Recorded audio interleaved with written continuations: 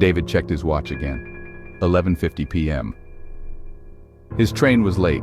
He sighed, pacing the nearly deserted platform.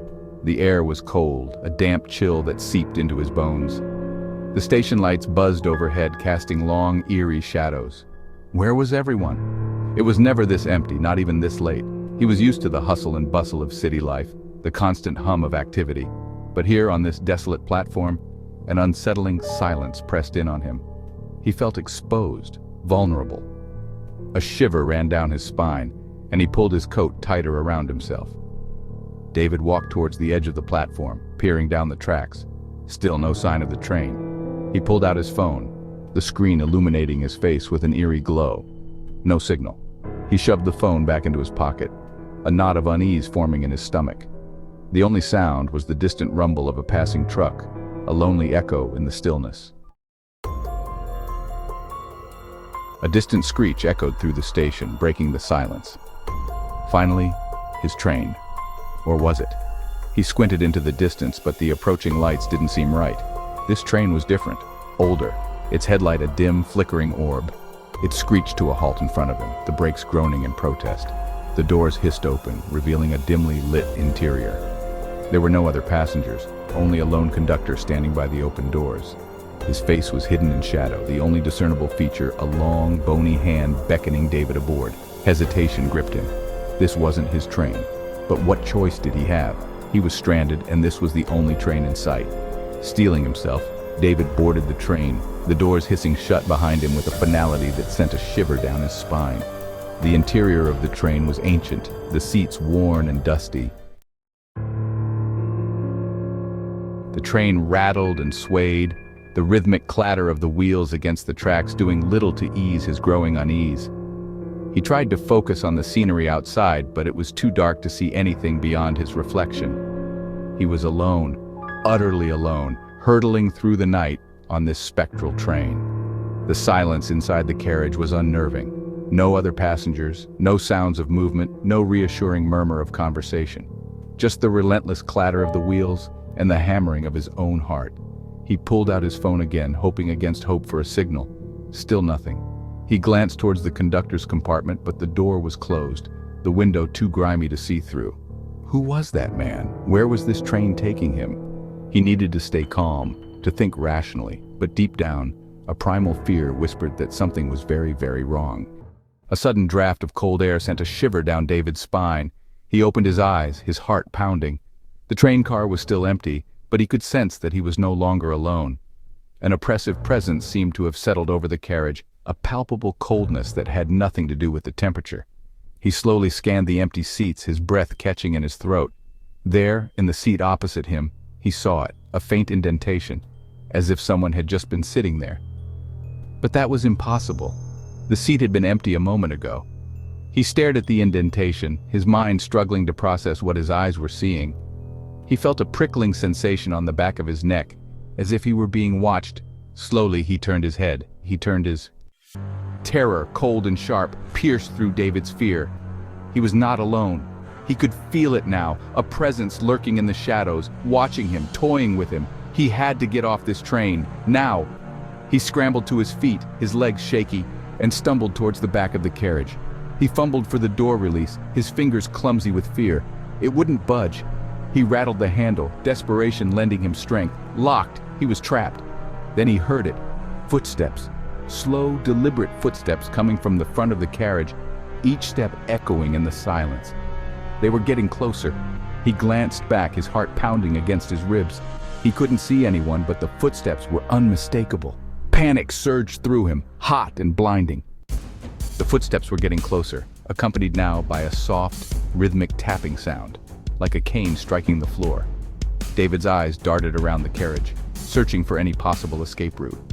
The windows were sealed shut, the emergency exits nowhere in sight. He was trapped. He backed away from the approaching sounds, his hand brushing against something cold and metallic. The emergency brake. It was a long shot, but it was his only chance. He grabbed the lever and pulled with all his might. The train lurched violently, the lights flickering wildly as the brakes screeched in protest. David crashed to the floor, the wind knocked out of him. He lay there for a moment, dazed, his ears ringing. Then he heard it again. A sliver of dim light from the corridor outside sliced through the darkness of the carriage, momentarily blinding David.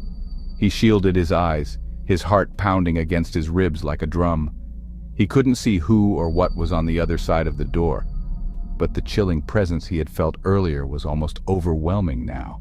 Then a voice, raspy and low, drifted into the carriage. "Ticket, please." The voice sent shivers down David's spine. It was the conductor, but the voice sounded different, distorted, as if it came from somewhere deep within the earth. David stumbled back, his hand instinctively reaching into his pocket for his wallet. It was empty. He had left his wallet at the office. The figure in the doorway stepped forward, and David caught a glimpse of a long, bony hand holding a lantern. The lantern swung gently, casting grotesque shadows that danced across the walls of the carriage. I don't have it," David stammered, his voice barely a whisper. The figure in the doorway remained silent, the lantern light flickering ominously. David's mind raced, desperately searching for a way out. He was trapped, cornered like an animal. The figure took another step forward, the tapping sound resuming, slow and deliberate. David could see the outline of the conductor's uniform now, but it hung on the figure like a shroud, shapeless and menacing.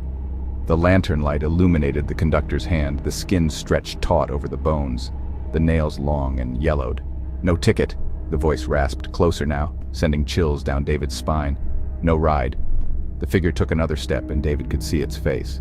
It was the conductor, but his features were twisted into a grotesque mockery of a smile, his eyes two black pits devoid of life. David threw himself to the side, narrowly avoiding the creature's grasp. The lantern clattered to the floor, plunging the carriage into darkness. David scrambled to his feet, his heart pounding in his chest. He had to get out, had to escape. But where? Blindly, he stumbled forward, his hands outstretched, feeling his way through the darkness. He bumped into something hard and metallic, the emergency brake lever. Without hesitation, he grabbed the lever and pulled with all his might. The train lurched violently, the screeching of the brakes echoing through the night. David crashed to the floor again, pain shooting through his shoulder. He lay there for a moment, dazed, listening. The tapping sound had stopped. He slowly got to his feet, his body trembling with fear and adrenaline. As David's eyes adjusted to the darkness, he noticed a faint light coming from the back of the carriage. He cautiously made his way towards it, his heart pounding in his chest. The light was coming from a small window, high up on the wall. It was slightly ajar. Hope surged through him. It wasn't much, but it was a way out. He grabbed a nearby seat cushion and threw it at the window. The glass shattered, sending shards flying. He quickly climbed onto the seat, ignoring the pain in his shoulder, and squeezed through the broken window. He landed awkwardly on the other side, the wind knocked out of him. He lay there for a moment, gasping for breath, his body trembling. He had escaped. David limped away from the tracks, his heart still pounding in his chest. He didn't know where he was or how he was going to get home, but none of that mattered. He was alive. He had survived. He had walked for what felt like hours when he came to a dirt road. He followed it, hoping to find a town or at least a house with a phone. As he rounded a bend, he saw a figure standing in the middle of the road. Relief washed over him. He wasn't alone after all. He quickened his pace, eager for human contact. As he got closer, he realized that the figure was familiar. It was the conductor.